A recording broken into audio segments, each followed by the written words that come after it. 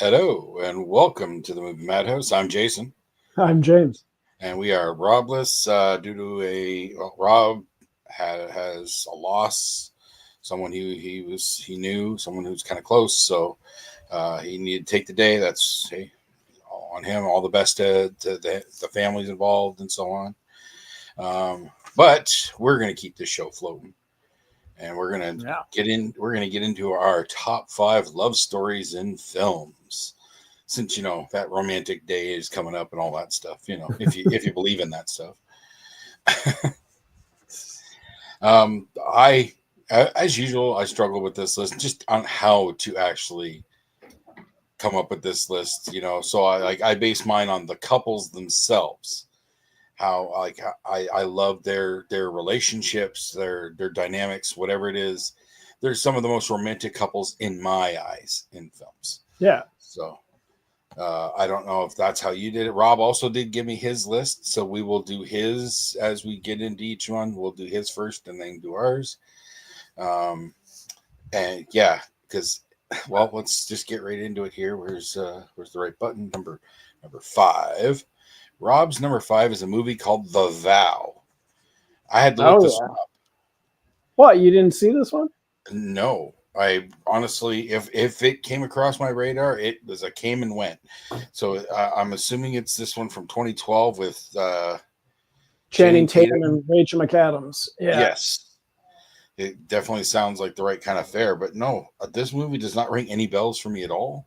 It came out a few months before I moved here, and I heard about it after I started at the theater here in Chatham, that it was just a madhouse. No pun intended. The synopsis: a car accident puts Paige in a coma, and when she wakes up with severe memory loss, her husband Leo works to win her heart again. That's a relatively common theme in a lot of these movies. Oh, we got hello, Alfonso. Hey. Alfonso's joining us. Yeah, it was based on a true story where she never regained her memory. She lost it up until a certain point. So she had no memory of being married to the guy at all. Okay, well, spoilers. I have a movie with a similar premise in mind that'll be on my list later. So cool. Rather similar premise. But it's Channing Tatum and Rachel McAdams. How are you going to lose, right? Like they're both really talented in what they do, and they can do the romantic stuff. Channing, they're both have a pretty wide repertoire with their characters and whatnot. So, it wouldn't surprise me if this would be a solid romantic flick. Yeah. So that's Rob's The Vow from 2012. So my number 5, I'm going to put my only one of what you might call the traditional romantic fantasy flair. And it's The Beast and Belle from Beauty and the Beast, particularly the live action version. I just love that dynamic between them. Okay. But to me, that's one of the best fantasy romantic couples, just because of what they have to go through, what they persevere to come together.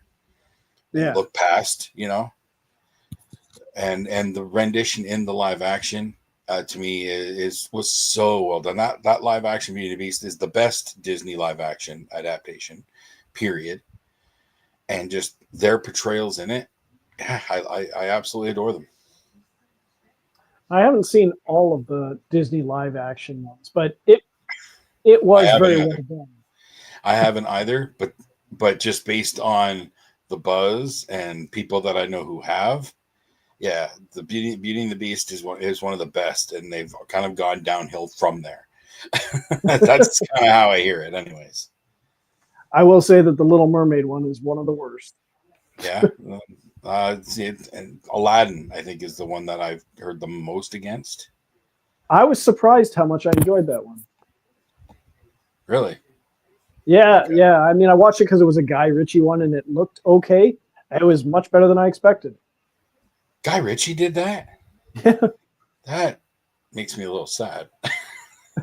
Oh, let's see here. Alfonso's chiming in. Love stories, huh? I haven't watched a lot of romance movies, but definitely at number 5 would have to be Mamma Mia. All right, that's one of my wife's favorite flicks. I don't haven't watched it a whole lot with her, but that's one of the ones that she'll put on when she's whatever doing her thing. And I know Yeah, it's a fun flick, yes, but it's not one that has really stuck with me for that kind of flair, anyways. I they're love the music though. both of them are pretty fun. No, ABBA music is great, so Yeah. you're not losing there. Okay, so what's your number 5, James? My number 5. I'm sure it's been on a list before. It's a bit of a time travel, has some sci-fi elements in it, but it's called Needle in a Time Stack. Okay, because I thought you were going to be naming another one that's on my list later, but Needle on a I Time Stack. Yeah, this one it takes place in like a possible future. It's from 2021, and it's sort of the main two people, Nick and Janine, have been married for a while. But if you're rich enough, I'll do a quick thing. If you're rich enough in this world, you can do what they call going on jaunts, where you pay to be sent back in time to revisit a moment in your past. Well, the rich people do this, and every once in a while, you're in a business meeting, long table, conference table, people in the office, and all of a sudden you see in this distance, sort of like this wave coming, and it just washes over everyone, and something has changed. Like some people may get a nosebleed or whatever, but it happens, and then all of a sudden Nick gets home from work, and Janine's there, and their cat comes over, even though the day previous they had a dog. So like, you're not supposed to change the past, but some people do. And so they And actually represent it with like this wave effect. an actual like translucent wave that just washes over everything. I know. And do you have the spoiler button? Let's see here. I don't know how many people are going to watch this, but Bear with me a second. Yep, right here, right here, right here. just to cover myself. Spoiler, All right. spoiler, spoiler. There we go. Okay. All right. So Nick and Janine are happily married. They're in love, but there's still an element of jealousy because she is still friends with her ex-husband, Tommy, played by Orlando Bloom. Okay, so who are the leads in it again? I think I missed Oh, that. sorry, it's Nick and Janine. Nick is played by Leslie Odom Jr. and Janine is Cynthia Erivo from Wicked. Oh, wow. No, I know both of them. Yes. Okay. Yeah, and Orlando Bloom is her ex. Is her ex-husband Tommy. Wow. And Okay. and there's another woman in the mix, Alex. It's Frida Pinto from Slumdog Millionaire. So it's got a good cast. Anyway, they were all friends back in college, and Okay. Nick is pretty insecure, so he's talking to Janine, and she's been talking to Tommy. So he goes to confront Tommy, and basically says like, "You need to back off. This is my wife." And he's like, "Why don't you reconnect with your old girlfriend, Alex?" He's like, "She was your girlfriend. You reconnect with her, whatever." So like it's sort of like a self-fulfilling prophecy. Had he done nothing, everything would have been fine. But because he confronts him in this manner, a few days later, they decide to go on a trip. And they're deciding to go wherever they want. They're on a date. He goes to get some flowers for her. And as he's walking back to her, Cynthia Erivo's eyes go wide. And you see this wave coming in the distance, washes over the two of them. All of a sudden, Nick is driving down a deserted highway. Tommy has gone back in the past and made it so he never broke up with Cynthia Erivo, so they're still together. Okay. And over time, the memories get replaced or whatever. Okay, long story short, Nick eventually saves up all his money to go back in time, not to get his wife back, but to make sure apologize to Tommy and sort of set him up with Alex, Frida Pinto. And he leaves himself alone and actually slips a note under his own dorm room door saying, like, you're going to be fine. Tommy's happy with Alex. Just wait. You'll know the right person when you see it. And the movie kind of ends with him being at a party, being all depressed and stuff. And he just happens to see Janine across the room and nearly leaves. And then you see his hand just like kind of grab the doorpost and turn around. And then the movie ends. So it's a complicated story, but I tried to. So he kind of sacrifices his happiness, kind of thing. Yeah. Okay. On the possibility that he may find it again one day. Okay. Needle in a Time Stack. Yeah, I've not heard of that one, but I like the cast there. So it was another one where I was always looking through Google Play Movies. I'm like, this sounds interesting, and it's really good. Okay. I just want to point Alfonso cheering me on. Push that button. I'm working on it, man. I'm flying the ship here, and if I push the wrong button, it'll all explode. So you got to bear with me here, all right? Yeah. And Robert Taylor is here, and he said his number 5 is About Time. I tried to. It's my second favorite movie of all time. I tried to keep my all-time favorite movies out of the list. Okay. And Alfonso said, "Thank you. That was a nice description." So I think you might have sold somebody on that flick. Oh, thank you, Alfonso. So, all right, let's get over here, push another button over here. We're going to do number 4, which number 4 for Rob is the only Robin Williams movie that I have not seen that I've always heard great things about. Ooh. What Dreams May Come. Gorgeous movie. I've always heard that, but I have never pulled the trigger on it. Rob typed it up on here many times. Yeah, and I get him picking this for a love story. But it's a gorgeous movie. Yeah, the synopsis: Chris Nielsen dies in an accident and enters heaven, but when he discovers that his beloved wife Annie has killed herself out of grief over the loss, he embarks on an afterlife adventure to reunite with her. Yeah. So that, just hearing that synopsis, okay, I can picture that it's going to be a visual spectacle. But knowing what Robin Williams can deliver when you get into that heartfelt kind of drama stuff, I know it's going to be a gut punch. And that's probably why I haven't pulled the trigger on it, because I know it's probably going to tear my heart out at some point. Maybe at times. And when I get that kind of vibe from a flick, it makes me leery on watching. Kind of like The Whale. I still have not pulled the trigger on The Whale because I know that one's going to devastate me. My wife and I finally watched that last year. That is a really good movie. I can't believe what he did with all the prosthetics. Mm-hmm. Yeah, I have no doubt that I will enjoy the movie. I'm just afraid to watch it because of what it's going to do to me. Robert said, awesome, number 4. So he must be a fan of What Dreams May Come. Nice. Alfonso. Oh boy, that is my number 1.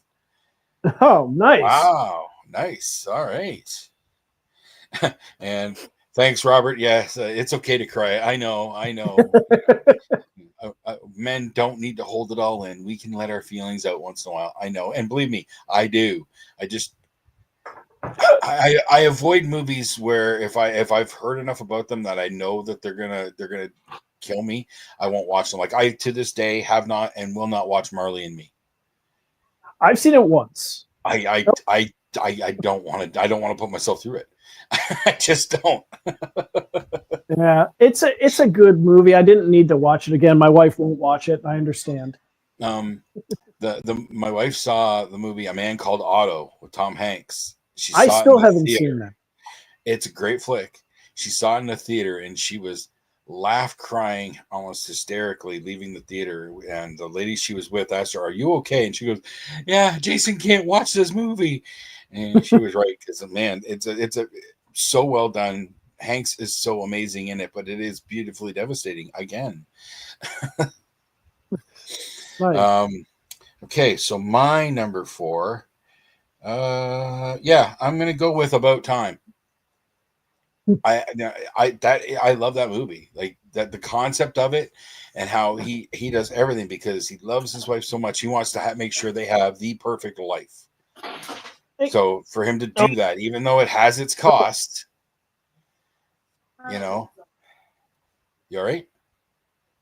Yeah. Jesse is just living up to his name. He just stole some paper up from under the desk.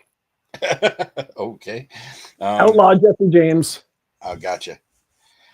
Yeah, About Time is such an amazing flick, and Rachel McAdams again.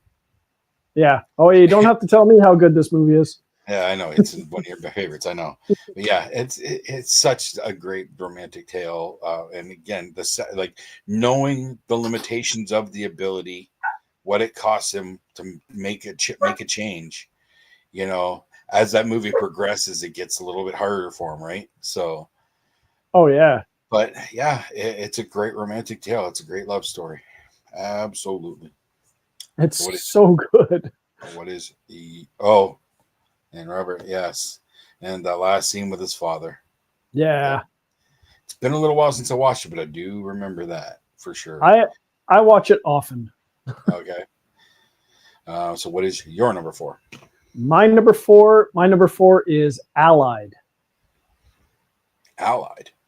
It's from a few years ago. It's that World War II movie with Brad Pitt and Marion Cotillard. Okay. I remember of it. Never did watch it, but I do remember of it. It's a oddly enough, it's a Robert Zemeckis film, Really?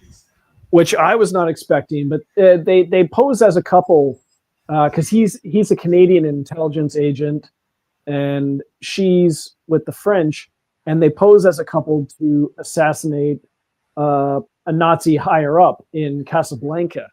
And then when they're done that, he invites her to come back to London with him and live with him in London, become his wife. And they have an attraction, but they end up having a baby, falling in love, and then he's told by his superiors that his wife is suspected of being a German spy, and he has to investigate her and find out if it's true.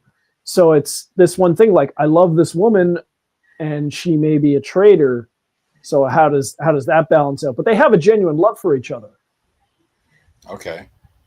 Yeah. I didn't realize that's quite what it was about when it came out. But to hear that it was a Zemeckis film, like Zemeckis doesn't go do that kind of stuff. But all right, hey, good on him. Yeah. So And Allied, yeah. Okay.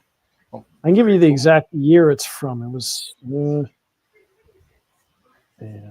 I remember when you say the title, I remember seeing ads for it. I know I saw the trailer a few times, whatever, but I know I never watched it again because it looked like it was such a war flick, and I don't go to those super often. So yeah, and it takes place during World War II, but there's not a. I mean, there's events that happen during the Blitz, I suppose, but it's more of a drama than a war film. Okay, all right, yeah, I think the trailer might have led me in the wrong direction on that one. It's 2016. Wow, that long ago. Yeah, I thought that was like a just pre-COVID kind of flick. Okay. Well, I didn't think it was that long. It still feels recent to me, but that's 9 years ago. And that's also, me and years of movies. Like I just don't register them. Okay, so let's see. Number 3, Rob's number 3, The Bodyguard. Kevin Costner, Whitney Houston. Oh, I have not seen that in years. Me either. But yeah, like I remember it. I know we watched it a few times back in the day and all. Great movie. Yes, and they're great dynamic between them. Costner and Houston were great together. And that song, yes, that song is iconic. That's she turned it into an iconic power ballad, yes. But to me, Dolly Parton's original version that she sang in Best of La Horse, Texas, is the superior version of that song. But that's just me. I prefer the sweet and tender rendition over the power ballad. But Nothing to take away from Whitney's version. Whitney's version is pretty amazing. So, Yeah. And The Bodyguard was a good flick. It was absolutely. My number 3, and I just revisited this movie last night actually because of doing this list. And this is a weird one. This is what we talked about prior about, weird relationships in not a romantic movie. Yeah. But Mr. Right with Sam Rockwell and Anna Kendrick. I considered this. The relationship between Francis and Martha, even though he hates his name, just how they meet, their whirlwind relationship. They're crazy. She just had that. Like, her boyfriend literally was cheating on her right in front of her when she was waiting for him, all romantic. Like she has a total mental breakdown. But did she? Because they showed her when she was a little kid prior to that, and she's a T-Rex, and came back around to that at the end. Their crazies came together well. And then I like what he's doing. Yeah, exactly. Yeah, the knife thing. Yes. The connection to the American Ultras, like how that's actually in the universe of American Ultras, fascinates me. But then him explaining all that, and then the knife scene, and Anna Kendrick is just so adorable. I really do. She's one of my favorite actresses in Hollywood because she's just so cute and hot, and also one of the greatest opening. Not quite a montage sequence, but just him going up the building, and then Tim Roth sending that whole team after him. Yep. And just hearing over the radio, like, and yep. He's not there now. Oh, you haven't been behind the cake. Oh, that means he has a knife. But it's such a fun flick. But their relationship, they blend so well together. It's very charming. You would think that, like, Sam Rockwell, there's an age difference there, right? But really, it didn't matter. They fit so well together. I love that movie, but I love that movie. Hey, here we go, Robert. Hey, monster. Yeah, he gives her that nickname out of nowhere, And hey, hello, James. Hey. Welcome. I adore that movie. I adore Anna Kendrick and just about everything. So, but her and Sam Rockwell together is one of the best romantic stories together. I'm telling you, I think of that movie often just because of their relationship. Yeah, I watch it every once in a while. I watch it a couple times a year at least. So, yeah. So, what is your number 3? My number 3. I think my top 3 have been the top 3 ever since I started making this list, and just everything below it. Hey, when a bar is set, it's hard to move it, right? So, yeah. This could be number 1, but there's a couple above it that hit me harder. Number 3, Brokeback Mountain. See, I've never pulled the trigger on it. You've never seen Brokeback? I've never watched it. At the time, I'm not going to say that I wasn't quite as open-minded, but it was Heath Ledger coming off of Dark Knight, and there's all that Brokeback Batman kind of thing, or whatever it was. Like, I didn't know this one. This one was before Dark Knight. Yeah, but Ledger was known to be the Joker at this point. Like when it came out, we knew the Joker was coming or something. So Brokeback Batman was getting thrown around a lot, and it steered me away from it. I heard about it. I knew all the hype to it and all that, but no, Robert, I assure you that is not the effect that it has on me. Not to say that they're not handsome men, because Ledger and Gyllenhaal are good-looking men. I will acknowledge that. It's not quite my type, but it's just a great story, just like that episode of Last of Us. Yeah, see, that's where, maybe I should actually watch it. If I did watch it, I don't remember watching it. But yeah, that episode of Last of Us is one of the most amazing things I've ever seen in television or film, period. So yeah, sensibilities have changed. Brokeback came out a long time ago. I don't dispute its romantic favor at all. It has its merits for sure. I steered clear of it for whatever reasons. And as a bonus, gorgeous cinematography. Yeah, well, yeah, that too. Uh, where was it set? Was it Montana? I want to say it was Montana. I don't know that it actually says. Seeing enough of Montana thanks to Yellowstone and whatnot. Yeah, that's just beautiful country area. Like, yeah, okay. just a gorgeous movie with a great story. Yeah, I don't dispute that at all. I just don't. If I watched it, I don't remember it at all. One of the ones that got robbed. They say robbed when Crash won Best Picture. Okay. I remember that. I didn't realize Brokeback was a part of that, but I remember Crash winning was kind of there was a lot of baloney going on there. Yeah. This year's Oscar season is getting interesting now. So yeah, this one did win Best Adapted Screenplay, Score, and Director. Ang Lee won Best Director for this. Okay, I don't think I realized Ang Lee had directed it, but yeah, he's very versatile. Yeah, I don't know if you heard, but like the Oscar buzz was all about that Emilia Perez, but apparently that's all dying down now. Oh yeah, and the movie Anora won Directors Guild Award or something or other, or Producers Guild Award, which they say is a lot very similar to yes. Oscar. Apparently, very high probability that if you win those, the director or the producer, you're probably going to win Best Picture at the Oscars. So Anora looks like the front runner, and it is a great flick. It is a fun, interesting twist on like a romantic dramedy kind of thing. So, which I hear a lot of. I recommend it a lot. I liked it a lot. Okay, so got a comment here. What do we got? Oh, Robert's number 3 is Before Sunrise. That was on my list too.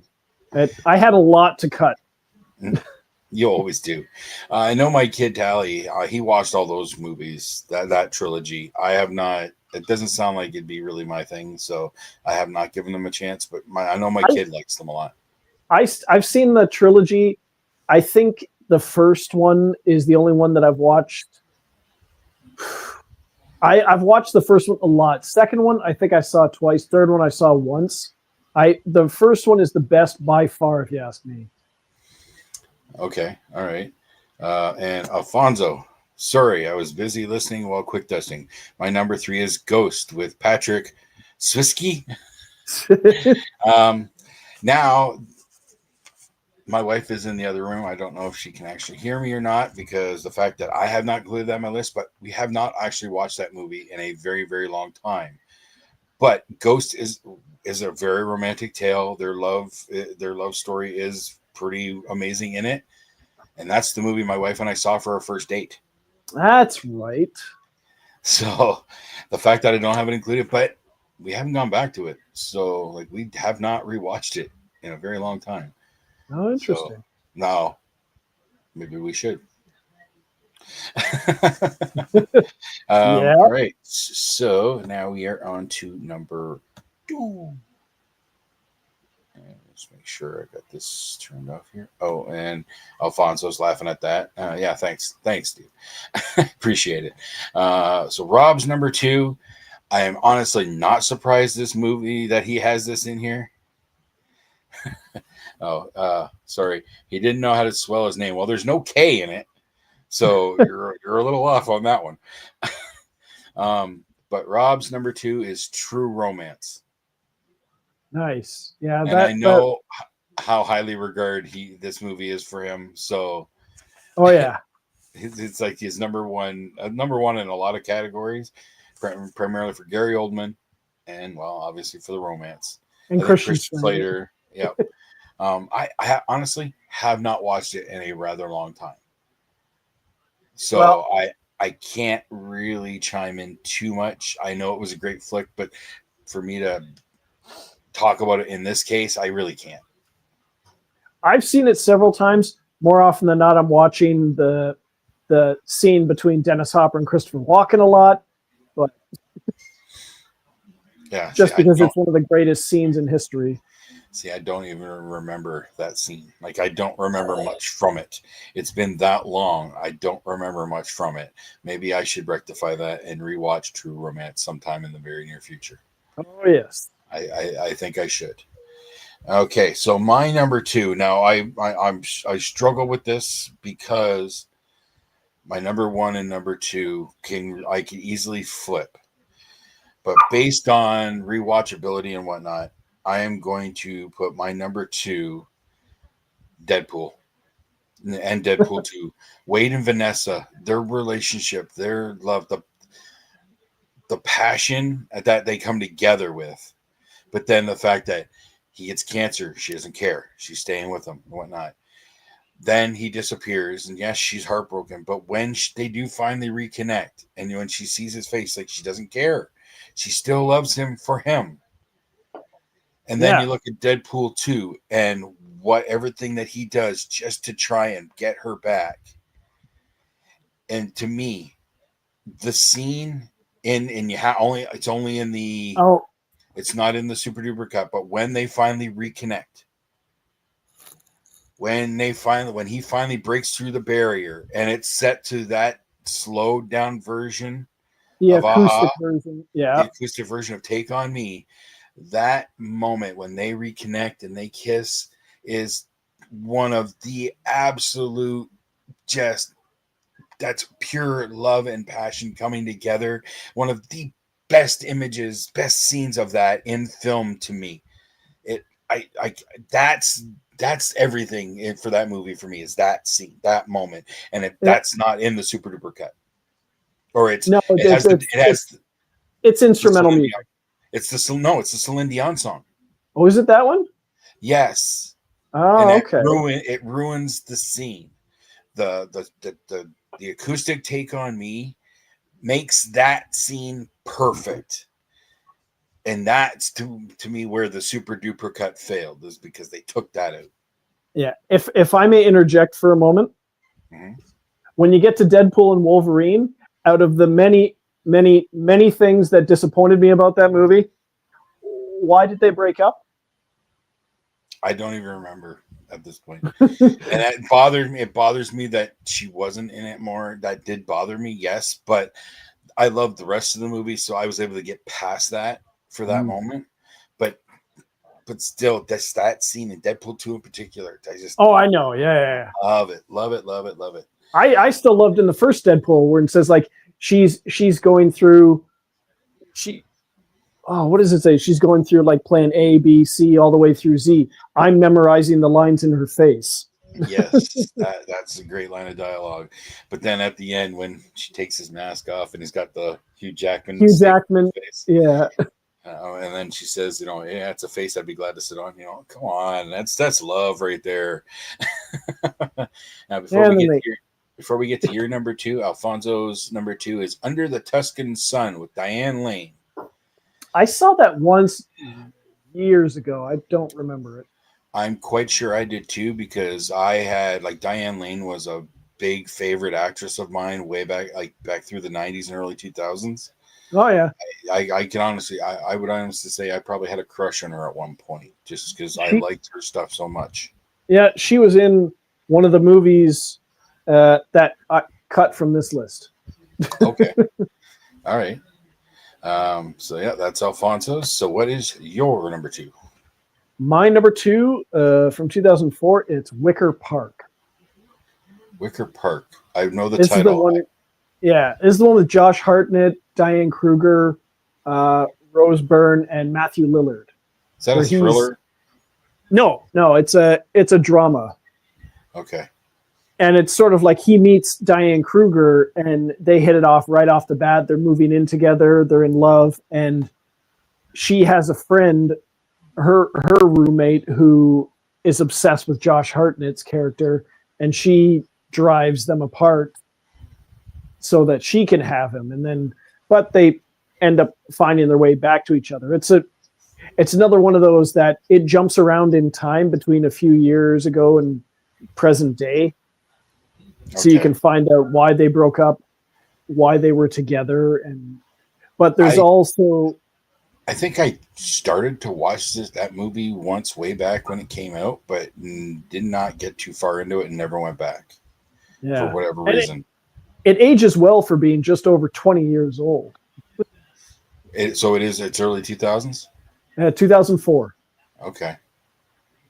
Yeah, I don't think. Yeah, if I did start watching it, I know I never finished it. I don't remember really anything from it. So Yeah, it's another one that I one, know I remember of it, but never not it. but it is one that you do need to pay attention to. So don't watch it if you're tired. Ah, okay. Yeah, Let's see here. Robert has chimed in with his number two, All of Us Strangers. I From don't know what that is. 2023, I will cry a lot, he says. So yeah, so I probably won't watch it.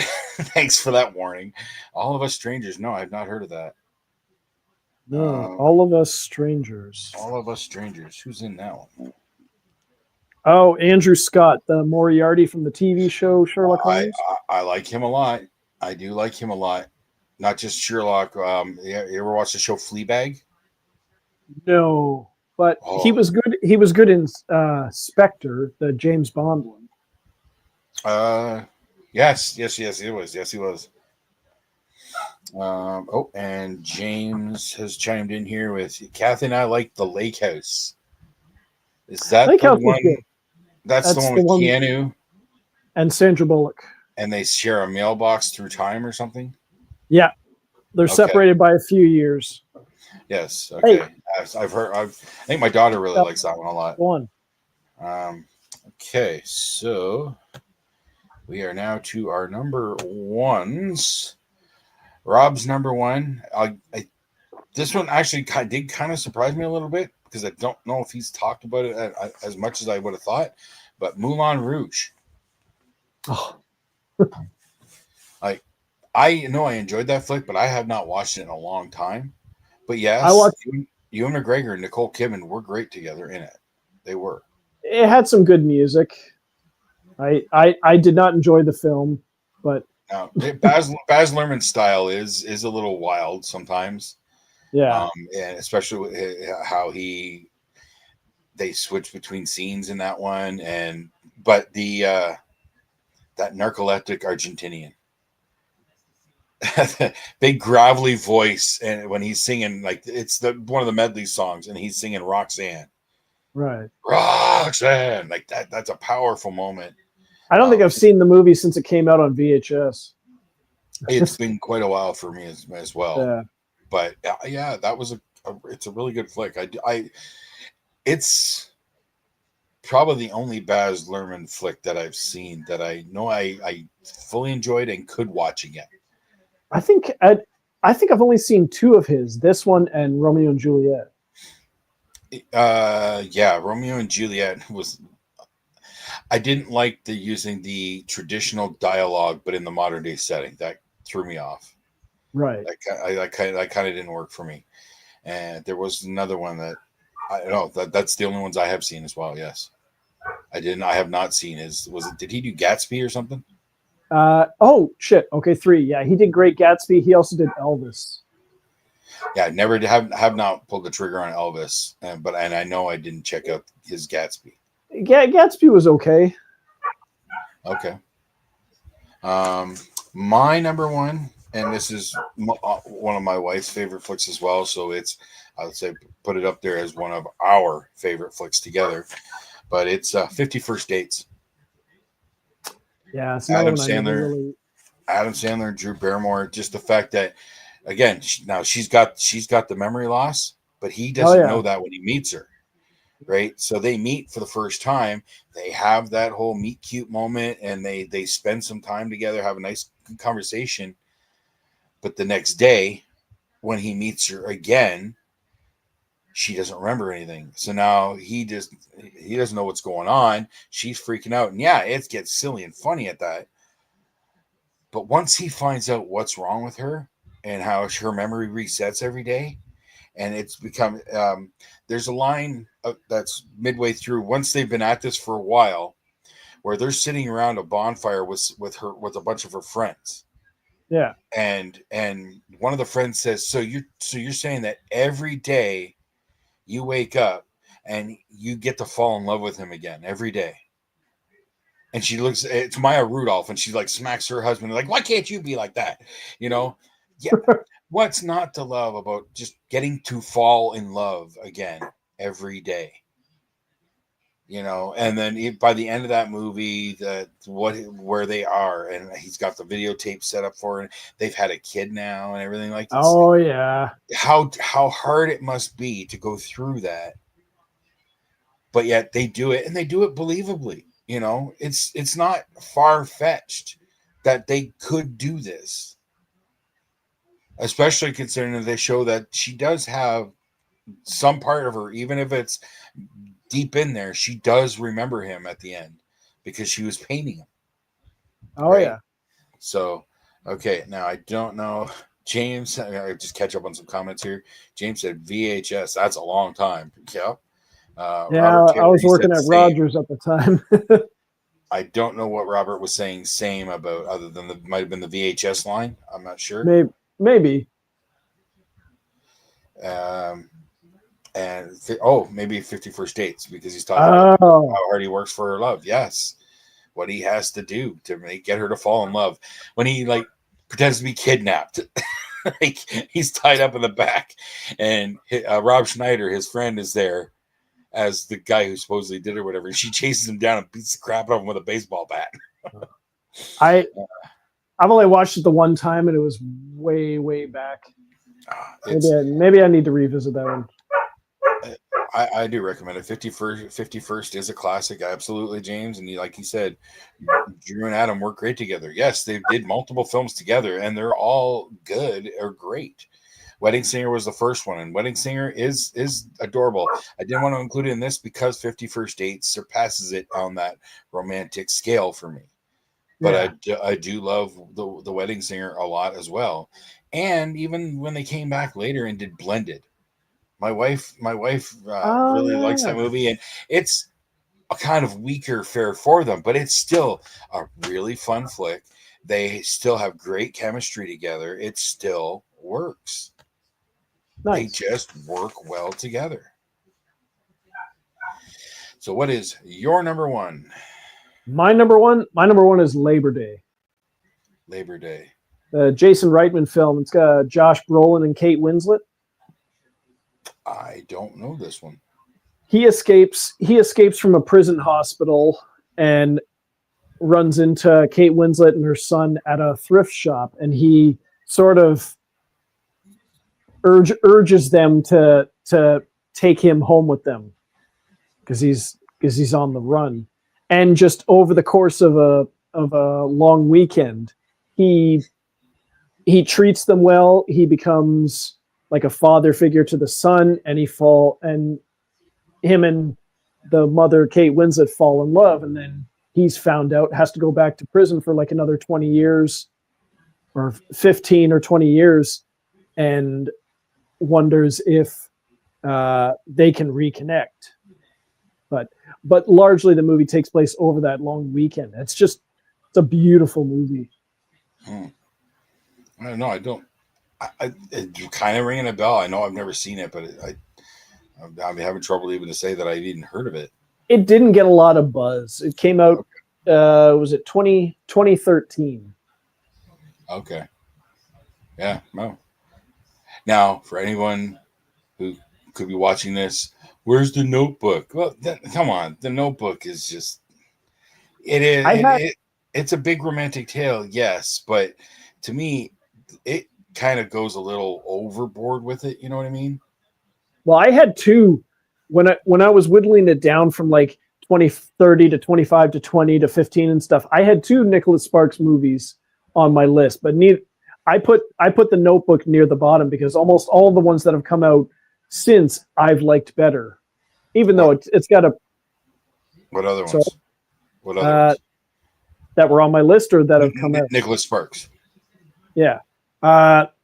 He did Message in a Bottle. He did The Last Song, The Best of Me, Nights in Rodanthe, which is the Diane Lane one that was on my list. Okay. The Notebook is the only one I've seen out of all of his movies you mentioned. I had no. Okay, sorry, 3. I had the choice on here. Oh yeah.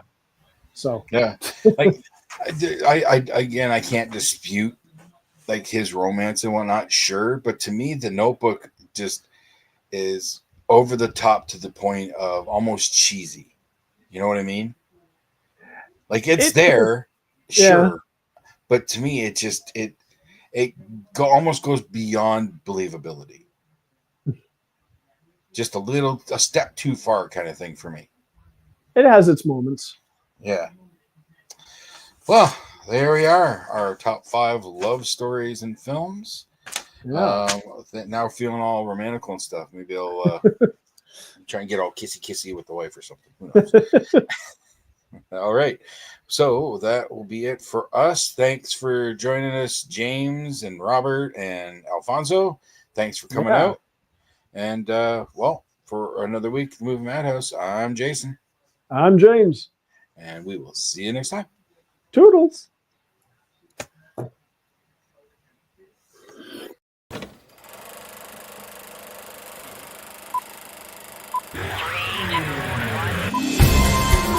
I say shut up! It's a man!